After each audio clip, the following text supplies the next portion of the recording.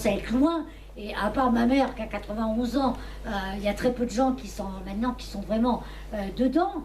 Mais et nos jeunes sont très intéressés par cette période-là, mais pour d'autres raisons, hein, heureusement. Mais sur les périodes plus récentes, je comprends que ça puisse créer des conflits. Hein. Je me rappelle d'avoir lu dans Le Monde ce mariage qui devait avoir lieu dans une cité à Marseille. Et en fait, en demandant des papiers, ils ont découvert hein, que les grands-parents de chacun des mariés étaient dans un camp. L'un était descendant d'Arki et l'autre était descendant du FLN. Et il y a eu ils étaient certainement mêlés à leur histoire dans une autre... bon, c'est la réconciliation, mais c'est vrai que quelquefois c'est difficile. Donc l'histoire, c'est pas facile à manier, c'est évident. Hein, c'est des haines, c'est des peurs, c'est des guerres. C'est la vie, quoi, hein, c'est ça. Il y avait une question par Monsieur là. Lagos. Monsieur. Enfin, je reviens sur le travail de l'enseignant, c'est-à-dire que il semblerait, d'après ce que vous disiez tout à l'heure, votre expérience, que vous adaptez quand même un peu à la mentalité des élèves aujourd'hui, alors que le travail du concepteur du manuel serait plutôt un travail qui voudrait influencer la mentalité des enfants. Alors il y a un conflit, hein, ou il n'y a pas de conflit entre le concepteur du manuel et l'enseignant? Il y a un conflit, oui. Enfin, il y a un conflit. Enfin, moi, je sais pas, quand j'étais élève, moi, je me suis jamais servi de mes manuels. Alors, c'est déjà un peu étrange. Hein. Il y a un conflit dans le sens où, justement, ça fait partie des thèmes des programmes. Est-ce qu'on doit laisser l'enseignant, c'était le nœud de la réforme, là, qui vient d'être fait, c'est l'enseignant doit avoir plus de liberté pour choisir des thèmes. L'histoire du monomotapa, qui est au programme de 5e, si mes souvenirs sont bons actuellement, il y a quand même des enseignants qui sont plus doués pour enseigner l'histoire du monomotapa que d'autres. Hein. Parce que je ne sais pas si vous savez où est le monomotapa, mais c'est pas évident, quoi. Donc, l'enseignant, oui, il y a un conflit dans le sens où le livre est un instrument et l'enseignant reste maître de sa classe. Enfin, moi, c'est comme ça que je vois les choses. C'est comme ça que moi, moi c'est ma conception de mon enseignement du secondaire. Hein. Je suis restée maître de mon travail. Attendez, une question là. Oui. Oui, moi, par rapport à la réconciliation entre pédagogie et histoire issue de la recherche, je m'interroge sur le fait que, quand même, un des objectifs que vous avez lu tout à l'heure qu'on donne à l'histoire en termes d'enseignement par le ministère, c'est développer l'esprit critique. C'est ça. Donc, développer l'esprit critique, ça peut se faire dès le plus jeune âge. Hein. C'est pas réservé forcément au collège. Et donc, à vous écouter, ce que je me dis, c'est que les enfants ne sont pas plus, je dirais, hermétiques ou bêtes que les adultes. Ils peuvent comprendre qu'il y a plusieurs discours sur des faits historiques. Tout à fait. Donc, par conséquent, aujourd'hui, je pense qu'on peut avoir la maturité dans notre pays pour se dire que on ne va pas raconter des histoires aux enfants, mais on va leur dire que l'histoire est faite de conflits à la fois réels et idéologiques et que ça fait partie de l'histoire. Ça, c'est bien le rôle d'Emmanuel, d'ailleurs. Voilà, et de ce fait, je pense que la pédagogie aurait peut-être à gagner à mettre beaucoup plus l'accent justement sur la recherche enseignée aux enfants. C'est-à-dire eux-mêmes peuvent chercher des documents, eux-mêmes peuvent illustrer un moment de l'histoire par un travail personnel sur un sujet. Bien sûr, ils ne vont pas faire tous les sujets eux-mêmes, mais au moins avoir l'expérience de faire cette recherche guidée bien sûr par l'enseignant et pour comprendre qu'effectivement il faut interroger ce qui est écrit parce que ça ne va pas de soi et qu'il n'y a pas une histoire. Donc ça c'est la première interrogation. Est-ce que ce que je dis vous paraît comment dire oui, sensé ou je sais pas quoi. C'est une très nouvelle histoire. Hein. Oui, mais je peut-être. Deuxième chose, que pensez-vous de la polémique sur l'histoire de la colonisation. Et bon, alors il y a un candidat qui s'est illustré à ce sujet il n'y a pas longtemps, en Algérie. Et par rapport au fait qu'aujourd'hui, encore, il y a quand même des candidats, mais aussi des historiens. C'est-à-dire que je dirais le conflit, il n'est pas seulement politique au sens,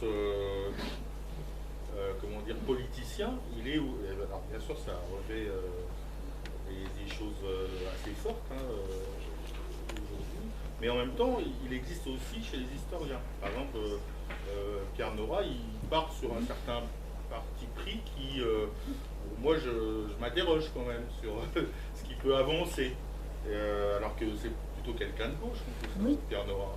Bon, ça je trouve assez bizarre, certaines positions par rapport à ces enjeux-là, qui sont ceux de la colonisation. Parce que ça fait partie de notre histoire. On ne peut pas comprendre aujourd'hui ce qui se passe en 2017 si on n'a pas une histoire élargie sur la question de la colonisation.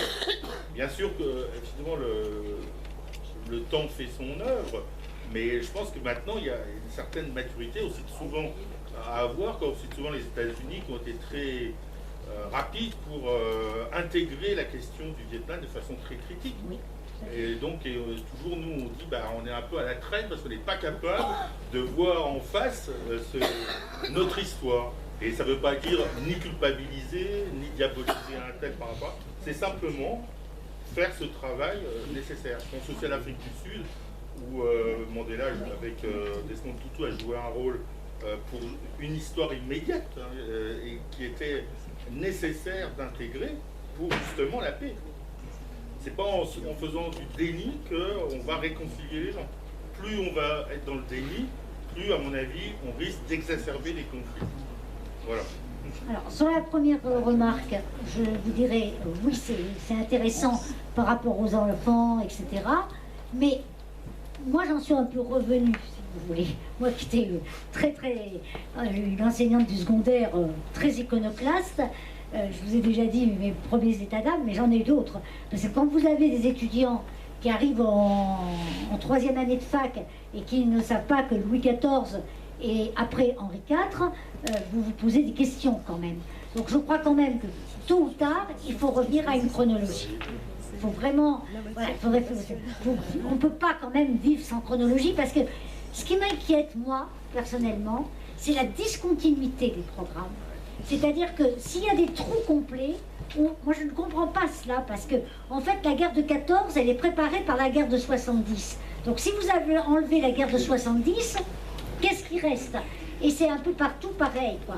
Henri IV prépare Louis XIV. Donc si vous gardez que Louis XIV, on ne voit pas très bien le problème, quoi. Donc ça, c'est vraiment ça qui m'inquiète le plus, c'est la discontinuité. Sur le problème de la colonisation, je m'y attendais à cette question-là. C'est une question extrêmement compliquée. D'abord, je pense que ce n'est pas aux politiques de s'en mêler. Je pense que si on a, effectivement, comme vous le dites, un travail à faire ce n'est ni aux politiques, ni aux gens qui sont concernés. C'est justement cette espèce de recul d'historien qui doit être pris. Et le travail qu'a fait Nora, c'était pas sur la colonisation, c'était sur le problème de l'esclavage. C'est quand, je ne sais plus son nom, mais je le prêterai que un historien a manqué à être condamné par les associations anti-esclavagistes parce qu'il a dit dans le journal du dimanche que l'esclavage ne datait pas seulement, n'était pas un génocide, mais et en plus que les Arabes y avaient participé, et que les Africains y avaient aussi participé. Ça a fait polémique, il a été relaxé avec des pétitions d'historiens, comme quoi nous on se revendique de dire tout ce qu'on veut, si je puis dire, et qu'il n'y a pas de censure pour l'historien. Mais, et qu'on ne doit pas nous imposer nos thèmes de recherche. Par contre, effectivement, qu'un candidat, peut-être qu'il a eu raison, mais je pense quand même que c'est un péché de jeunesse quand même. Moi, j'aurais pas été si loin dans la formulation, pas en Algérie, je ne l'aurais pas fait en Algérie. Je pense que c'est peut-être nécessaire de regarder les choses en face, mais on ne les a pas regardées après la Seconde Guerre mondiale. Je vous rappelle quand même que le général de Gaulle, même que le film il y a des films qui ont été censurés pour pas qu'on voit la milice française arrêtée, etc. Il y a peut-être un temps de latence, et puis après, maintenant, c'est très récent qu'on regarde déjà la Seconde Guerre mondiale. C'est Le Chagrin et la Pitié, qui a été le premier film à Clermont-Ferrand qui a montré que des Français pouvaient être des collaborateurs et des délationnistes. Donc ça se fait, mais le travail sur les mentalités, ça ne se fait pas par le vouloir. C'est beaucoup plus compliqué. Donc je pense que c'est compliqué. Oui. À propos des programmes, tout à l'heure, une question a été posée. Vous avez expliqué que les historiens voulaient imposer, on va dire, telle ou telle partie du programme. Vous avez dit aussi, vous allez voir le lien, deux jeunes unis par l'amour, mais qui vont avoir un conflit, un problème, à cause de ce qu'ils apprennent sur le passé de leur famille, leurs parents, leur pays. Voilà. Donc, si l'historien a un pouvoir, est-ce qu'il ne peut pas influencer les programmes par rapport justement à ce problème entre la France et la colonisation, puisque vous voyez bien qu'aujourd'hui, c'est vraiment ce qui cristallise, en tout cas c'est ce qui sert de vecteur idéologique à certaines, y compris à Fillon. Mais on le fait. Enfin, je veux dire, non mais moi je ne suis plus dans le secondaire et je ne suis pas contemporainiste, mais on le fait parce que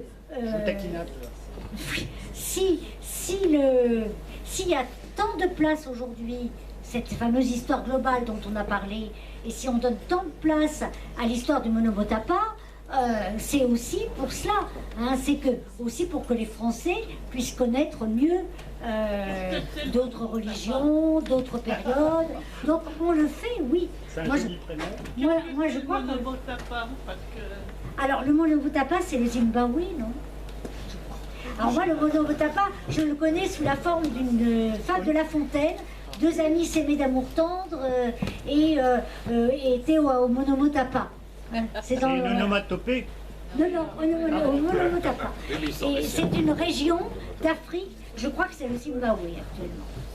Et donc on l'a mis au programme, c'est Hollande, à l'époque de Hollande, là, on vient de changer les programmes et ça fait partie de l'étude des programmes.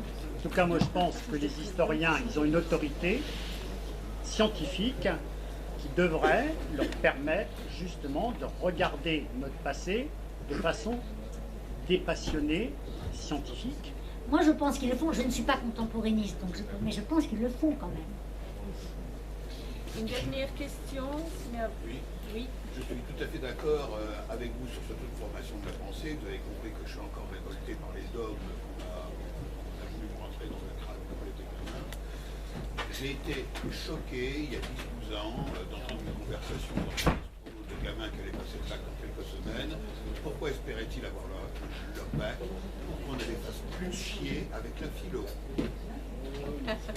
C'est des ados non plus, c'est l'esprit rabaldien. Quand je demande à mes étudiants pourquoi ils sont en première année d'histoire, voilà ce que j'ai comme réponse. Je ne croyais pas avoir le bac, je ne savais pas quoi faire et j'aime bien Napoléon. C'est les trucs. Vous savez, là ça vous douche complètement. Puis s'opposer, c'est aussi...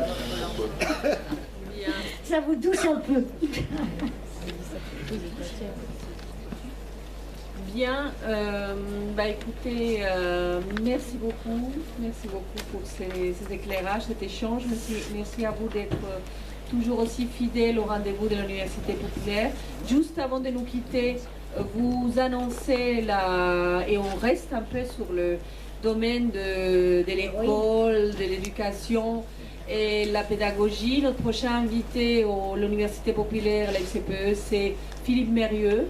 Qui est un pédagogue connu et qui vient pour la première fois, je crois, dans les Ardennes, nous parler des pédagogies et des questionnements aujourd'hui de l'école. Une information, peut-être Franck, que tu pourrais nous annoncer. Vous annoncer que la Ligue des droits de l'homme, le vendredi 17 mars à 20h30, fait venir à Nouzonville, au centre culturel La Goutelle, Pierrette Dupoyet, et qui nous présentera sa création qui s'intitule Marie Curie, la science faite femme.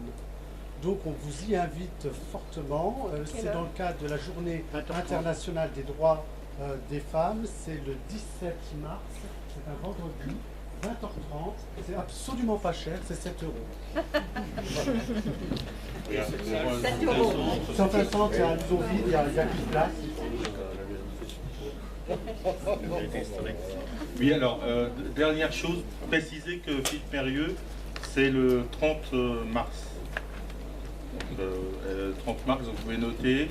Le lieu, ça sera peut-être pas ici, parce qu'on aura peut-être du monde, plus de monde. On voudrait faire l'info en direction justement du monde enseignant. On va avoir un débat sur le thème, c'est l'école publique, c'est la liberté. Voilà, donc simplement, avant de partir, ce que je vous demanderai, c'est de ne pas oublier de rendre le questionnaire, qui nous donne un petit peu vos impressions et puis ce que vous souhaitez. On souhaite mettre en place vraiment en ce premier trimestre, premier semestre 2017, nos ateliers. Donc vous avez eu des petites cases pour savoir si vous êtes intéressé éventuellement pour des ateliers philo, le journal, etc. ou d'autres. Lecture collective également. Alors n'hésitez pas à vous manifester par rapport à ça. Donc là c'est un travail plus en petits groupes, 10-15 personnes. Et donc on souhaite que vous puissiez en faire partie, quoi. Donc n'hésitez pas à inscrire. Et puis si vous avez besoin d'infos, n'hésitez pas à appeler, envoyer un mail, etc. D'autre part, normalement il y a le bulletin d'adhésion et dans le dossier qu'on a donné. Oui. Donc si vous n'êtes pas encore adhérent à l'Université populaire, c'est le moment.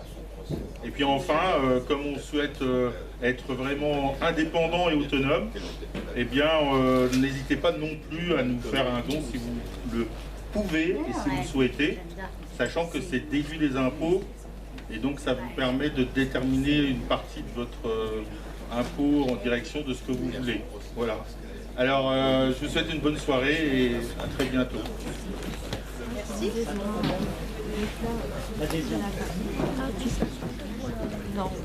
Non, je serai pas là. Non, je vais être venue de toute façon. Moi, je pars à Paris. Tu vois, je pense que la soirée va